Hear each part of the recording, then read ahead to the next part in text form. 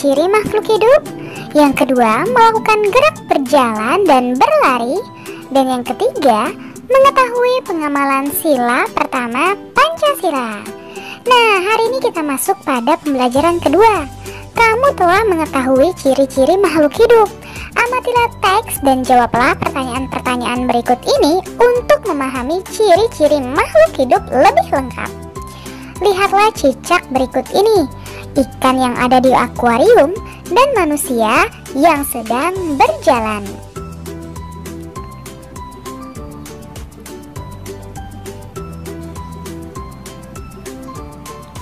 Makhluk hidup dapat bergerak dengan cara yang berbeda-beda. Manusia berjalan menggunakan kaki, ikan berenang dengan sirip, cicak merayap di dinding. Nah, apakah tumbuhan juga bergerak? Diskusikan dengan teman-temanmu ya.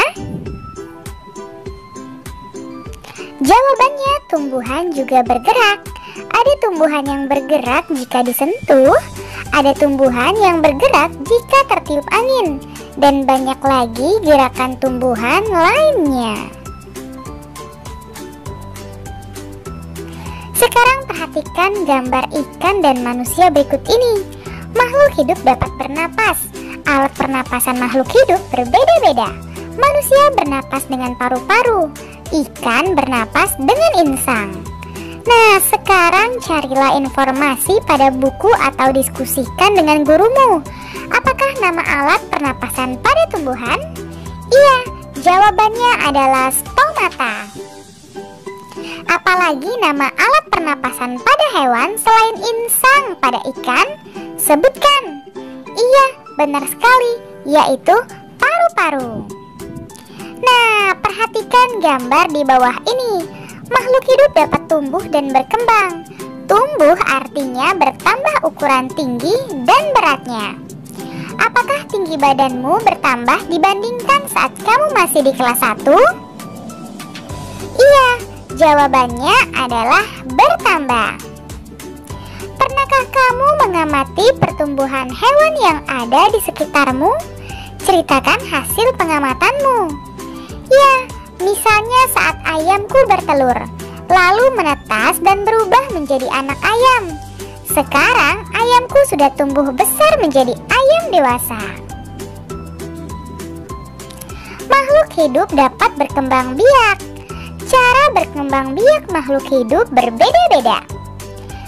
Ada yang berkembang biak dengan cara melahirkan. Ada juga yang berkembang biak dengan cara bertelur, seperti ayam yang ada di samping, dan tumbuhan yang mulai tumbuh dari biji.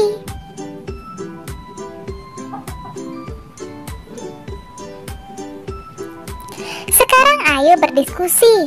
Isilah tabel berikut ini dengan nama hewan. Isilah sesuai kelompok yang tepat. Misalnya nama makhluk hidupnya yaitu ayam. Cara berkembang biak ayam apakah melahirkan atau bertelur?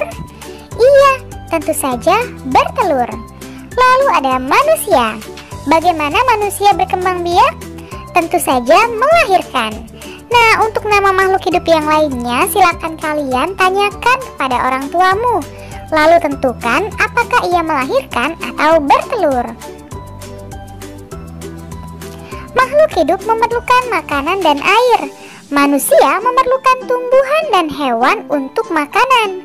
Sebagian hewan juga memerlukan tumbuhan untuk makanan. Apakah tumbuhan memerlukan makanan? Jawabannya adalah ya, tumbuhan memerlukan makanan. Nah, apa makanan untuk tumbuhan? Biasanya pupuk dan zat hara dari dalam tanah.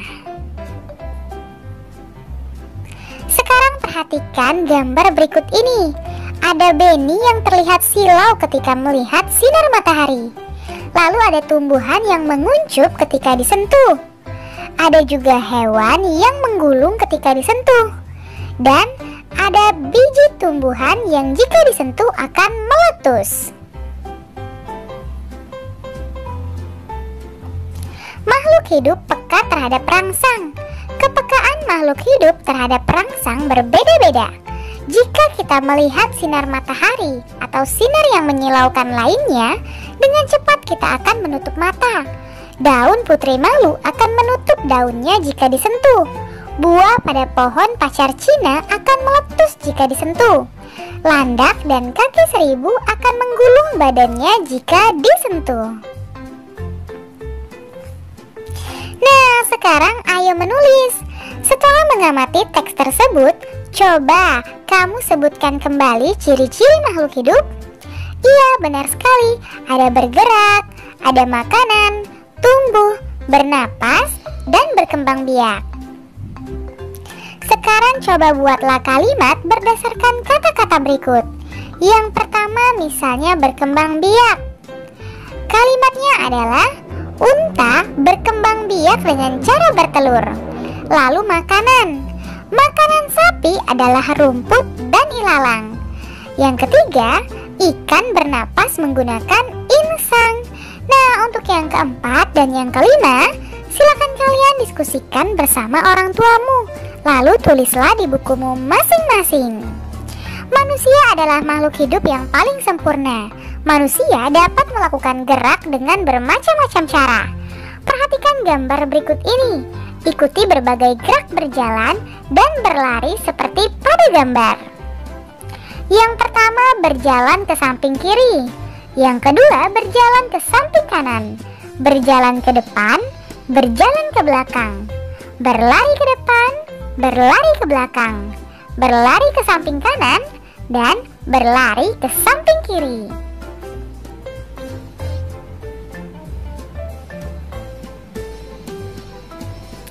Manusia juga dapat berlari berbelok-belok dan membentuk lingkaran.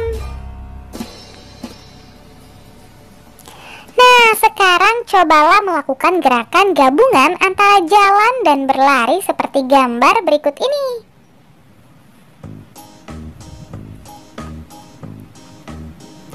Buatlah kelompok yang terdiri atas 5 siswa. Ikuti tahapan kegiatan seperti berikut. Buatlah barisan di depan garis awal. Kegiatan pertama adalah berjalan maju dari garis start menuju garis finish. Berikutnya siswa berjalan mundur dari garis finish kembali menuju garis start. Yang keempat, kegiatan kedua adalah berlari maju dari garis start menuju garis finish. Dilanjutkan dengan berlari mundur dari garis finish menuju garis start. Nah, amatilah kelompok yang dapat menyelesaikan lebih cepat. Ayo berdiskusi, bagaimana cara agar kamu dapat menyelesaikan kegiatan berjalan dan berlari dengan cepat? Iya, tentu saja dengan cara perbanyak latihan. Kekuatan kaki menjadi faktor utama keberhasilan dalam kegiatan perlombaan kombinasi gerak berjalan dan berlari. Dalam setiap perlombaan selalu ada yang menang dan kalah. Pemenang harus bersyukur dan tidak boleh sombong. Sebaliknya, yang kalah tidak boleh berkecil hati dan harus tetap berusaha. Sekarang ayo berlatih, bersyukur pada Tuhan. Semua makhluk hidup yang ada di dunia adalah ciptaan Tuhan. Keragaman cara bergerak makhluk hidup juga karena kekuasaan Tuhan. Semua itu adalah karunia Tuhan yang harus disyukuri. Menjaga kesehatan tubuh merupakan salah satu cara mensyukuri karunia Tuhan. Menghargai kemampuan teman yang lain juga merupakan bagian dari sikap syukur kepada Tuhan. Bersyukur kepada Tuhan termasuk pengamalan sila pertama Pancasila yang dilambangkan dengan lambang bintang, yaitu ketuhanan yang Maha Esa. Sila pertama berbunyi ketuhanan yang Maha Esa. Lambang sila pertama adalah bintang.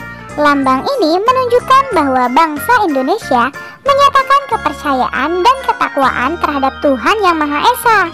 Taat terhadap perintah Tuhan dilaksanakan dengan selalu menjalankan perintah Tuhan dengan baik. Selain itu juga harus saling menghargai kepercayaan orang lain.